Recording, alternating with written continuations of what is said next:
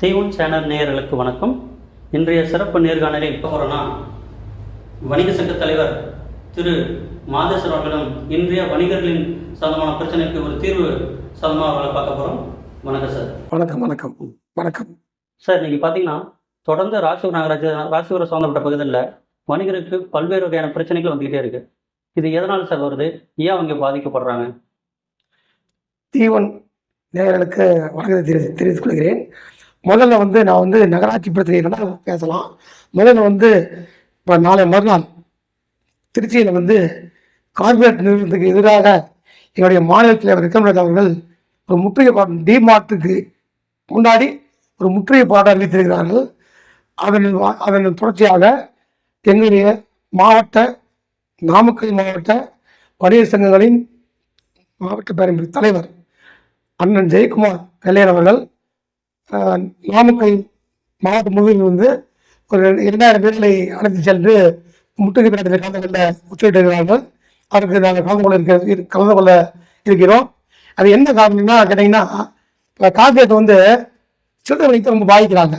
ஆனால் வணிகர்கள் ரொம்ப மிகவும் பாதிக்கிறதுனால எங்கள் மாநிலத்தில் தொடர்ந்து இது மத்திய அரசுக்கும் மாநில அரசுக்கும் கோரிக்கை வச்சுட்டு இருக்காரு. ஒரு கார்பரேட் எப்படி வணிகர்கள் பாதிக்கிறாங்க, எல்லாம் என்னென்ன பாதிப்பு வருதுங்கிறதுக்கு விலக்கி கூறி அதை முற்றுகை அதை தடை செய்யணும்னு சொல்லி தொடர்ந்து கேட்டுறதுனால மாநில அரசுக்கும் மத்திய அரசுக்கும் கவனத்துக்கு கொண்டு செல்ற வகையில் இந்த முற்றுகை போராட்டம் 3ஆம் தேதி சனிக்கிழமை திருச்சியில் டிமார்ட்டுக்கு முன்னாடி நடக்குது. அதில் நாங்கள் நாமக்கல் மாவட்டத்திலிருந்து கிட்டத்தட்ட ஒரு 2000 பேர் கலந்து முடிவு பண்ணியிருக்கோம். கண்டிப்பாக அது போவோம், வெற்றி பெற வைப்போம். நல்லது சார். சார், இப்போ நீங்கள் வணிகர்கள் பாதிக்கப்படுறான்னு சொல்கிறீங்க இல்லைங்களா? ஸோ இந்த பாதிப்பில் பார்த்தீங்கன்னா சிறு தொழில் வணிகர் பாதிக்கப்படுறாங்களா, இல்லை நீங்கள் பெரிய பெரிய பிஸ்னஸ்லாம் நல்லா வாழ்ந்துட்டு வரான்னு சொல்கிறாங்க. ஸோ இது எந்த தொழில் நிறைய பாதிக்கப்படுது, எந்த மாதிரியான வணிக சம்பந்தமான துறைகள் பாதிக்கப்படுதா இருக்கும்னு நினைக்கிறீங்க? இப்போ வணிகத்துக்காக போராடுறீங்க. வணிகம் எடுத்துட்டிங்கன்னா மளிகை கடை, ஹோட்டல் கடை, இப்போ ஜவுளி கடை அனைத்துமே அதில் வந்துடுது ஆச்சுங்களா. ஏன்னா எல்லாருமே எதை பெரிய முதலாளிங்க இருக்காங்க, அவங்களுக்கு பாதிப்பு இருக்கா இல்லைங்கிறது எனக்கு சரியாக தெரியாது. நாங்கள் சிறு வியாபாரிங்க. இப்போ டிமார்ட் மாதிரி பெரிய பெரிய என்ன பண்ணுறாங்க, மக்களை கவனத்தை ஏமாத்துறதுக்காக ஆஃபர் மாதிரி கொடுத்து ஏமாத்துறாங்க. மக்கள் என்றைக்குமே அந்த மாதிரி தான் ஏமாந்து போயிடுறாங்க. அதனால அவங்களும் ஏமாந்து மனிதர்கள் எங்களுக்கு ஏமாத்துறதுனால எங்களுக்கு வாழ்வாதாரம் பாதிக்குது. அதனால இந்த முற்றுகை தலைவர் வச்சிருக்காரு. அதன் தொடர்ச்சியாக நாமக்கல் மாவட்ட தலைவர் எங்களை அறிக்கை விட்டுருக்காரு. நாங்கள் கலந்துக்குவோம், சிறப்பாக செயல்படுவோம். நல்லதுங்க சார். ஸோ இப்போ பார்த்தீங்கன்னா எத்தனை பேர் 2000 பேர் கலந்து சொல்கிறீங்க? எந்தெந்த எங்கேருந்து சார் வராங்க கலந்துக்கிறாங்க? நாமக்கல் மாவட்டம் முழுவதும். நாமக்கல் மாவட்டம் முழு சார். சரி சரி. இப்போ பார்த்தீங்கன்னா சிறுவர்கள் பாதிக்கப்படுற நிறைய பேர் மக்கள் நிறைய பேர் நீங்கள் வியாபாரத்தில் தொழில் ரீதியாக ஏமாற்றப்படுகிறார்கள். ஸோ நீங்கள் எதை முன்னேற்றுறவர்கள், இதெல்லாம் இது விதமாக ஏமாத்துறாங்க, இதை தடுக்கிற மாதிரி எதை பிரச்சனையாக நீங்கள் நினைக்கிறீங்க, எதை சரி பண்ண முடியும்னு உங்களால் நினைக்கிறீங்க? வணிகர்கள் முற்றிலும் பாதிக்கப்படக்கூடாது என்ற நோக்கத்தில் மாநில தலைவர் முயற்சி எடுத்து செஞ்சிருக்காரு. அதன் பின்னால் மாவட்ட தலைவர் எங்கள் மாவட்ட தலைவர் ஜெயக்குமார் இருக்காரு. அவர்களையும் நாங்கள் கண்டிப்பாக அதில் மாநில தலைமையும் மாவட்ட தலைமையும் என்ன அறிவிக்குதோ அதன்படி நாங்கள் நடந்துக்குவோம் அப்படின்னு தெரிவிச்சுக்கிறேன். சார், பார்த்தீங்கன்னா ராசிபுரம் நகராட்சி மூலமாக உங்களுக்கு தொடர்ந்து ஏதாவது தொந்தரவுகள் இல்லை ஏதாவது உங்களுக்கு அழுத்தங்கள் வந்துட்டு இருக்கா? உங்களுடைய செயல்முறைக்கோ இல்லை நீங்கள் பண்ணுற இந்த போராட்டத்துக்கோ ஏதோ எந்த விதமான உங்களுக்கு இடையூறு ஏதாவது வந்துட்டு இருக்குங்களா? நிறைய பண்ணுறாங்க. என்னென்ன பண்ணுறாங்க? அதாவது என்னன்னா, ராசிபுரம் நகராட்சி இந்த ஆளுங்கட்சி வந்த பிற்பாடு வணிகர்களுக்கு அதிகமான தொல்லைகள், குறிப்பாக எனக்கு எல்லாத்தையும் கலந்து வந்துட்டேன். எனக்கு ஒரு 4 அமைப்புகள் பக்கபலமாக வேறால தமிழ்நாடு வணிக சங்கங்கள் பேரமைப்பு, 10 ரூபாய் இயக்கம், மக்கள் நலக்குழு, புதிய பெண்களின் மீட்பு கூட்டமைப்பு, ஒரு 4 அமைப்பு, பெரிய அமைப்புகள் ராஜ்புரத்தில் என்னுடைய பணிகளுக்கு பக்கபலமாக வேறால நான் எல்லா பேரையும் கலந்து வந்துட்டேன்.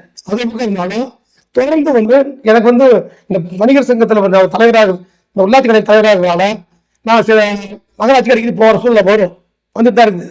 இன்னைக்கு வரைக்குமே கடையை சம்பந்தமாக போய் ஆணையாக தான் பார்க்கணும், அதிகாரி பார்க்க சூழ்நிலை வரும்போது போனாவே எனக்கு யாரையாவது பேச மாட்டேங்கிறாங்க. காரணம் என்னன்னு கேட்டீங்கன்னா, அது அவசர நிலை தொடங்க மாதிரி ஒரு மருந்து வேற மாதிரி எமர்ஜென்சி மாதிரி இவர்கிட்ட நீங்கள் பேசக்கூடாது அப்படிங்கிற மாதிரி எனக்கு தோணுது.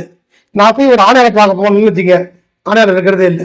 சரிங்களா? நீங்கள் பார்த்தீங்கன்னா இன்னைக்கு ராசிபுரோட வணிக சங்க தலைவர்னு சொல்கிறீங்க. உங்களுக்கு நம்ம ராசிக்கு சொந்தமான அனைத்து வணிகர்களோட சொந்தமாக உங்களுக்கு போய் நகராட்சியில் முறையிடறதுக்கு நிறைய உங்களுக்கு உரிமை இருக்குது. இது வந்து அதிகாரிகள் வந்து அது மாதிரி பண்ணுறாங்களா, இல்லை அரசியல் கட்சிகள் உள்ளீடுதான் இருக்குங்களா? அப்படி நீங்கள் என்ன நினைக்கிறீங்க? அதிகாரிகள் வந்து கரெக்டாக போனாலும் அரசியல்வாதிகள், குறிப்பா இன்னைக்கு இருக்கிற நகரமன்ற தலைவர் தலைவி வந்து அவங்க படித்திருக்காங்க. ஆனா படிச்சிருக்க பண்போட நடந்துக்கலாம் அவங்க. அதாவது யாரையும் மதிக்க மாட்டாங்க. அது நகராட்சி நிர்வாகம் கிடையாது, நகராட்சி ஸ்தாபனமா இருக்கு. ஸ்தாபனம்னா ஒரு நிறுவனம் மாதிரி தான் செயல்படுத்த, ஒரு அலுவலகம் மாதிரி செயல்படல. நீங்க வேற நாளைக்கு போய் ஆபீஸுக்கு போய் பாருங்க, யாருமே இருக்க மாட்டாங்க.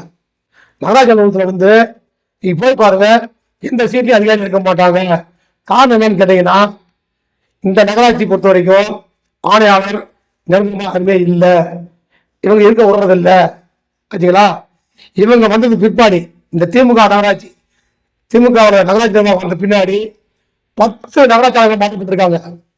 ஒண்ணு இவங்க மாற்றுறாங்க, இல்ல மாத்திட்டு போயிடுறாங்க. காரணம் என்ன? இவரோட அதிகாரம் கொடிக்கிட்டு பறக்குது.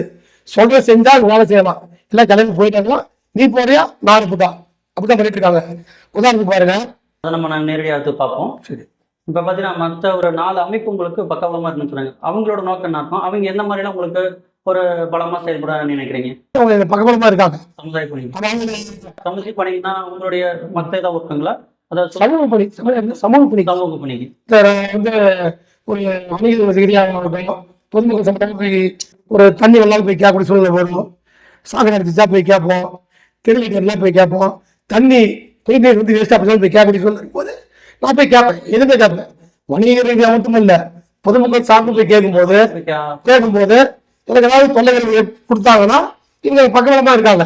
ஆனால் வந்து எனக்கு வந்து அவங்க அச்சுறுத்தல் கொடுத்தாலும் நான் தெளிவா தைரியமா இருக்கேன். செயல்படும் தைரியமா உங்களுடைய திட்டத்தில், உங்களுடைய நோக்கத்தில் ஆமா, போயிட்டு இதுவரை என்ன சார் வணிக ரீதியான பிரச்சனை என்ன தீர்வு வாங்கி பெற்றிருக்கிறீங்க? அவங்களுக்கு என்ன ஒரு பலன் கிடைச்சிருக்கு உங்க ஒன்றும் இல்லைங்க. அமைப்பு மூலமா? இப்போ வந்து ரீசெண்டாக நடந்த பிரச்சனை கவனத்துக்கு கொண்டு வரேன். இது எல்லாரும் பார்க்கணும், முக்கியமான சமாச்சாரம். சரி. அதாவது வந்து ஒரு இலவச பட்டாவோ வீட்டுக்குள்ளே கொடுத்தா அரசியல்வாதி வச்சு தரலாம், மந்திரி அந்த மாதிரி எம்எல்ஏக்கள் அவங்க வச்சு தரலாம், அரசு விழா அது தரலாம். இப்ப வந்து என்ன பிரச்சனைனா, மூணு பிரச்சனை. ஒண்ணு 2025 இருந்து கடைகள் வந்து 3 வருஷம் புதுப்பிச்சு கொடுத்தாகணும். எல்லாருக்கும் தமிழ்நாடு எல்லா கடைகளும் தமிழ்நாடு ஃபுல்லா கொடுத்தாகணும். தமிழ்நாடு ஃபுல்லா கடை. ஆமா, இது வந்து 3 வருஷத்துக்கு வந்து மாண்புமிகு தமிழ்நாடு முதல்வர் ஆணையிட்டு இருக்காரு கொடுக்க சொல்லி. சரிங்களா? இது வந்து முறைப்படி அவங்க வந்து 30/6 கடைகள்லாம் புத்தகம் எல்லாம் முடியுது, தமிழ்நாடு ஃபுல்லா முடியுது. 30/6 முடியுது. 1/7/2025 முடியுது. 1/7/25 இருந்து 30/7/22 வரைக்கும் கடைகள் கொடுத்தாங்க, புதுப்பிச்சு கொடுத்தாகணும். இது தொடர்ந்து நாங்க போய் ஆணையாளர் கேட்கும்போது அவங்க இந்த வேற சில வேலையில வந்து லேட் பண்ணிட்டாங்க. வேலை செஞ்சு கொடுத்துட்டாங்க. இந்த பக்கமா தான் கொடுத்தாங்க. கொடுக்க வச்சோம். அது ஒண்ணு. என்ன பிரச்சனைனா, இதுக்கு தலைவர் மாவட்டத்துல கமிஷனர் பேசுறாங்க. என்ன பிரச்சனைனா, இது வந்து முறைப்படி வந்து அரசு அதிகாரி தான் கொடுத்தாங்க. இதுல வந்து நகராட்சி தலைவி வச்சுக்கோங்க, கவிதா சங்கர் அந்த அம்மா என்ன பண்றாங்க, நான் தான் கொடுப்பேன் அப்படி ஆணையாளர் கேட்டாங்க. அப்படி கேட்டாங்கன்னா ராஜ்யபுரத்துல வந்து இன்னைக்கு வந்து அவங்க செல்லா கலந்துட்டாங்க. இப்ப தேர்தல் வர பக்கமா வர சூழ்நிலை மனசுல வச்சுட்டு மக்களை கவர் பண்றதுக்காக இந்த மாதிரி அந்த ஆணையம் செஞ்ச மாதிரி ஒரு கிரியேட் பண்றாங்க. அது வேலைக்கு ஆகாது. அரசு அதிகாரிகள் தான் ஆமா,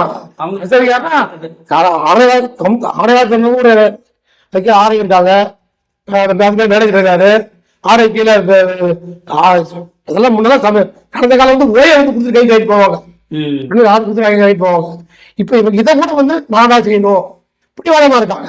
காரணம் வந்து தேர்தல் வர காரணம் வந்து பேர் வாங்கணும், மக்கள்கிட்ட பேர் வாங்கணும். ஆமா, அவங்களுடைய தலையீடு அதிகமா இருக்குது. இவங்க என்ன பண்ணாலும் காய்ச்சல் மக்கள் தெளிவா புரிஞ்சிருக்காங்க, அதை பத்தி தெளிவா புரிஞ்சிருக்காங்க. என்ன பண்ணிட்டு இருக்கீங்கன்னு தெரியும். அது தேர்தல் கண்டிப்பா கிடைக்கும். கண்டிப்பா நான் ஒரு நேர்காணல சொல்லியிருக்கேன், பாசனம் தொகுதி திமுக தோல்வி பெறும் சொல்லிருக்கேன். தோல்வி தான் பெறும். இவங்க பணபலத்துல ஜெயிக்கலாம்னு பாக்குறாங்க. எவ்வளவு செலவு பண்ணாலும் மக்கள் மனதில் கண்புள்ளி ஆயிடுச்சு. சரி, அது பிரச்சனை இல்லை, பார்க்கலாம் சார். அது பார்த்தீங்கன்னா ஒரு தேர்தலை நம்ம பார்க்க முடியும். அது அப்போ நான் என்னென்ன நடக்கு பார்த்துக்கலாம் சார். ஆனா இப்ப நீங்க சொல்ற பார்த்தா எளிதா வந்து கடை ரெனியூல் பண்ணக்கூடிய விஷயத்த ஆமா இவங்க வந்து மக்களுக்கு கடினமா அவங்களோட தலையிடனால எங்களை வந்து முறைக்கிறாங்க. ம், அது என்ன குறிப்பா வந்து ரொம்ப மனோதல் பண்றாங்க. மன உளைச்சல் உண்டாக்குறாங்க. இவர் வந்து புள்ளி வளர்ச்சி சாதிக்கிறாரு செய்யறாரு. ம், நான் டேரக்டா அதிகாரி தான் போய் கேட்பேன். ம், எனக்கு வந்து அதிகாரி தான் முக்கியம்.